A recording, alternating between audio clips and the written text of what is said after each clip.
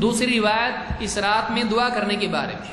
تھوڑا وقت ہمارے پاس کم ہے اس لیے میں تھوڑا تیزی سے چلوں گا. اونگنے والے تھوڑا سا خیال رہے کہ بہت سارا مواد چلا جائے گا اگر اونگنے لگے تو. اس رات میں دوسرا مسئلہ یہ ہے کہ کیا اس رات میں دعا کرنا چاہیے، اور بعض روایتیں اس بارے میں. ایک روایت آئی ہے اس رات میں دعا کرنا چاہیے، اس کی حیثیت کیا ہے. تاریخ دمشق میں ابن عساکر نے ایک روایت نقل کی ہے. ابو امامہ الباہلی رضی اللہ تعالیٰ عنہ سے روایت ہے، قال رسول اللہ صلی اللہ علیہ وسلم خمس لیال لا ترد فیہن الدعوہ. 5 راتیں ہیں اور ان 5 راتوں میں دعا رد نہیں ہوتی ہے. کون کون سی راتیں ہیں یہ؟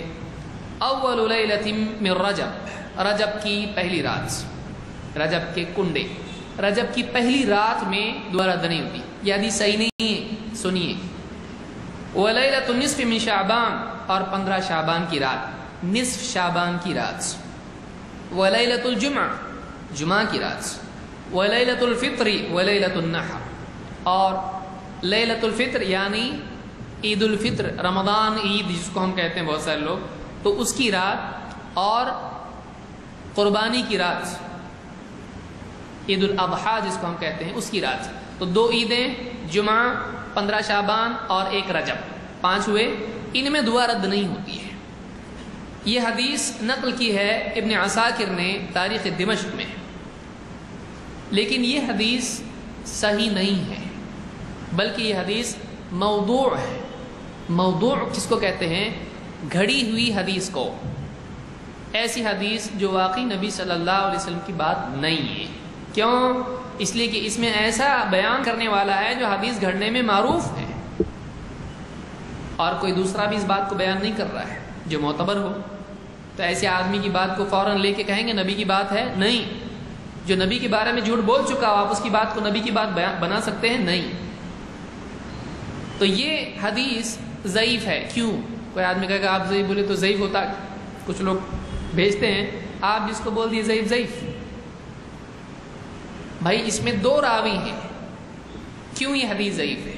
نمبر 1، اس کی سند میں ایک راوی ہے ابو سعید بندار ابن عمر الرویانی. ابو سعید بندار ابن عمر الرویانی. ابن عساکر کہتے ہیں کہ عبد العزیز النخشبی نے کہا لا تسمع منه فإنه كذاب،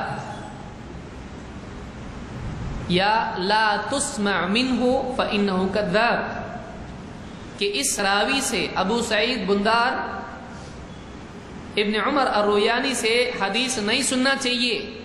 کیوں؟ اس لیے کہ یہ کذاب ہے، پرلے درجے کا جھوٹا ہے، بہت جھوٹا ہے.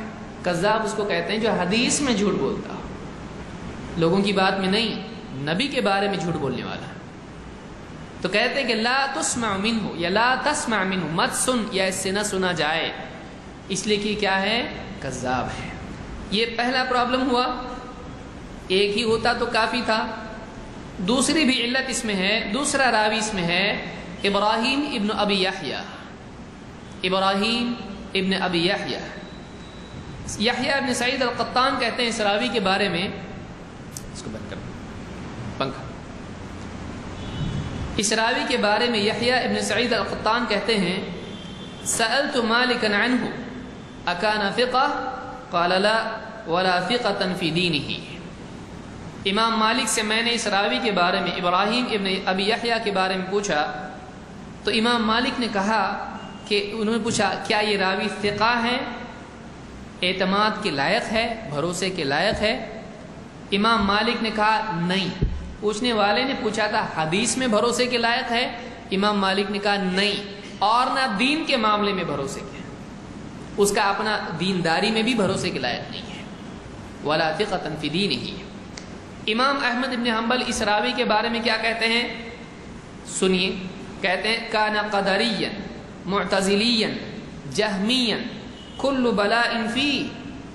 امام احمد ابن حنبل کہتے ہیں کہ یہ جو راوی ہے ابراہیم ابن ابی یحییٰ، یہ قدریہ فرقے کا تھا، معتزلی فرقے کا تھا، جہمی فرقے کا تھا.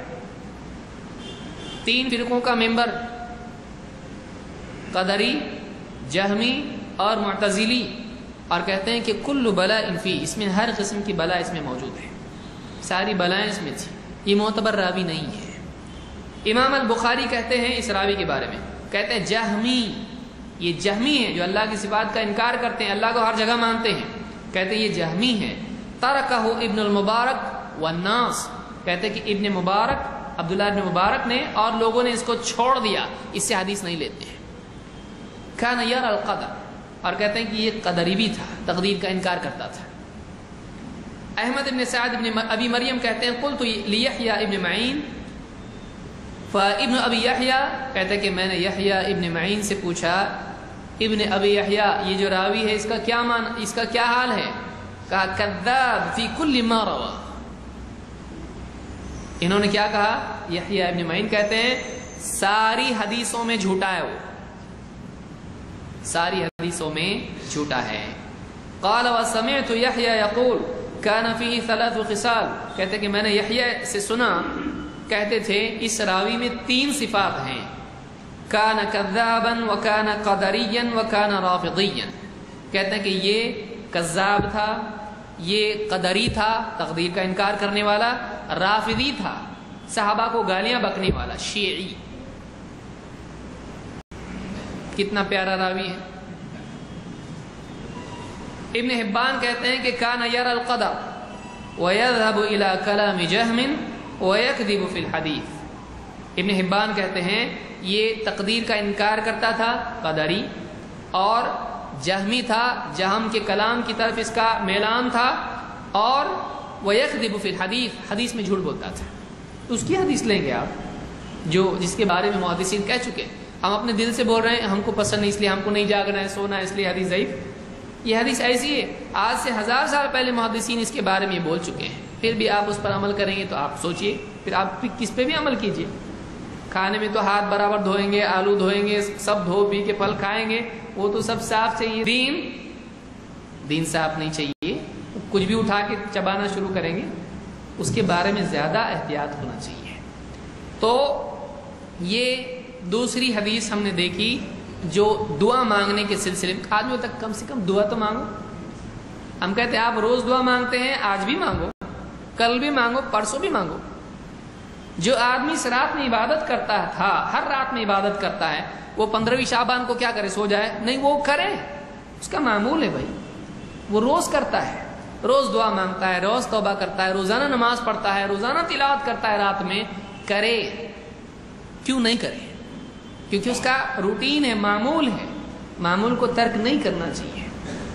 لیکن سال بھر سوتا ہے انکلوڈنگ فجر، سال بھر سوتا ہے اور فجر بھی نہیں پڑھتا ہے سال بھر، اس رات میں ایک دم دولہا بن کے پڑھ رہا ہے. تو یہ کیوں پڑھ رہا ہے بھائی؟ آج رات ہے نا ایسی.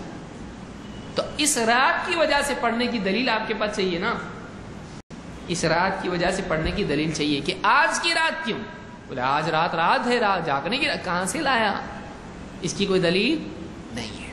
تو ایک ہوتا ہے ایک آدمی اتفاقی طور پر عمل کرے، معمول کے مطابق عمل کرے، ٹھیک ہے، لیکن کسی فضیلت کی بنیاد پر عمل کرے، اس کے لیے دلیل چاہیے کہ آج جاگنے کی رات ہے، آج عبادت کی رات ہے، دلیل چاہیے آپ کے پاس، ورنہ وہ بدعت ہو جاتا ہے. تو یہ یاد رکھنے کی چیز ہے.